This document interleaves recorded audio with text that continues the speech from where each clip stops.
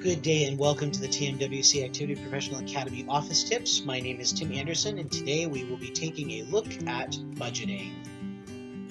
Lots of managers are sort of thrown into managing a department budget with very little training. In addition, many of us are used to thinking of budgets like they're a straitjacket, always worried that we won't have enough. During this mini session, we're going to list some tips and tricks that have really helped me in my practice as an activities professional and hopefully help you to feel like your budget is a plan and less of a straitjacket. We'll primarily be looking at the supply budget today, although these same tips can be applied to any type of budget that you use in your department.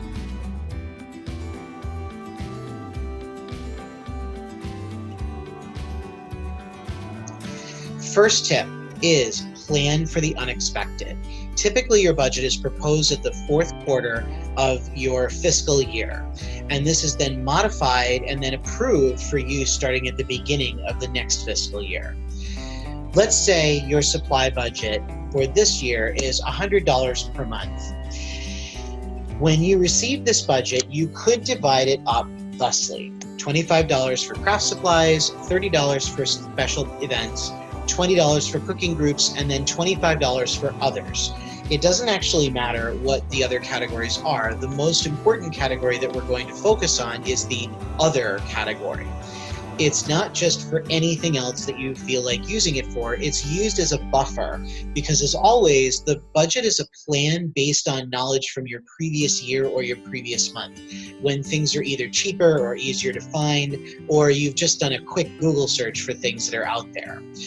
For example, let's say you use other instead as a buffer like this. You go out shopping for craft supplies and you plan to spend $25. You do, but then while you're there, you notice something on sale which only costs $5 that you know that when you're going to need it 2 months from now, it's going to cost you $10. You wouldn't have known this when you created your budget because this sale didn't exist yet.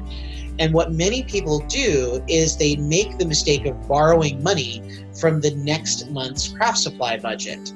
Unfortunately, what ends up happening is it turns into a disaster because you end up spending more in the next month because you've taken money out that you actually needed before. You could also do what other people do, which is to take money out of the other categories. Well, the problem is that you've budgeted those amounts, hopefully, for specific reasons. So taking money out of those budgets doesn't really make a lot of sense. So really, what you want to do is take out of this other budget, which really only has one purpose, and that's to supplement the other 3 budgets. So in this case, you've actually spent less because let's say at the end of the month, your budget looks like this. You've spent $30 on crafts, you've spent $30 on special events, you've spent $30 for cooking, but you have $10 remaining. And as a result of that, you take that $10 that's remaining and you apply it either to next month's, quote, other budget, or you put it into another budget that you're going to use later at the end of your fiscal year when you want to splurge on something really cool and fun that you wouldn't have had the money for before. Because here's what seems to magically happen when you do something like this in your budget. And I'm not saying it happens all the time, but I know that it's happened for me a couple of times now. You actually end up with money left over at the end of the month, and that money actually grows because you're using it differently than you did before. So this system is actually a similar system to the envelope system that some people use if they've studied with Jordan Page, who has a blog called funcheaperfree.com, and I've been using a similar system to hers for a couple of months with a lot of really good results, both in my own department and in my own life. So if you want to know more about her and her system, not sponsored by the way, in fact she doesn't know I'm even talking about this, I will link her channel down below, and I definitely suggest you check it out because it's totally worth it.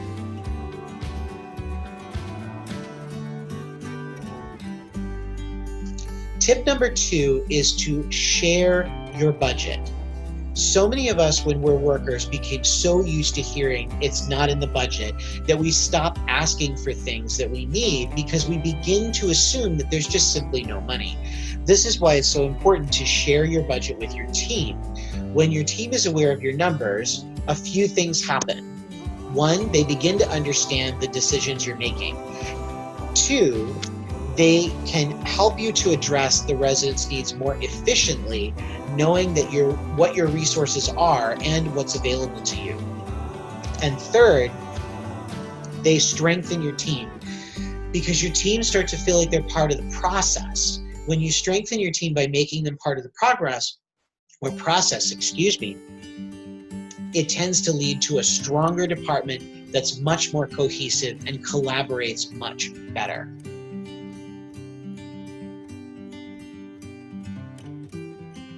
Tip number 3 is be realistic, but also be creative. We would all love to be able to do those fancy Pinterest projects, but sometimes we just don't have the financial or the physical supplies needed to make these things happen.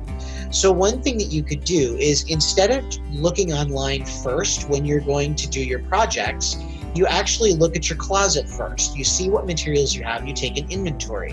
And then what you do is you search for projects that use these materials.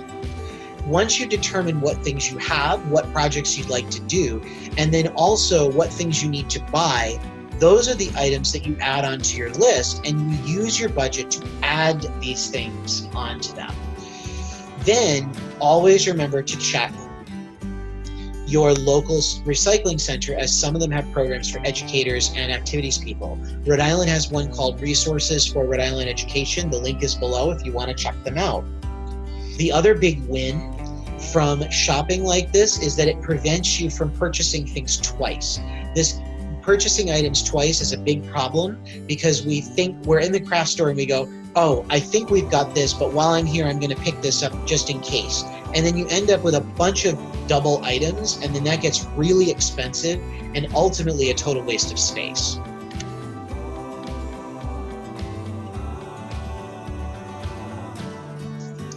Last but not least, this is tip number 4. Keep your energy high. Our attitude about our budget can impact how well it works for us. If we're constantly saying that we don't have enough, then we never actually will.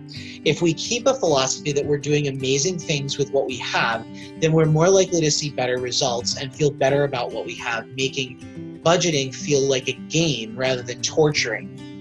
So try using some of these reframe statements. If you're used to saying that your budget is a trap, think of it this way instead. Your budget is a plan. It tells you the resources you have and also the resources you need.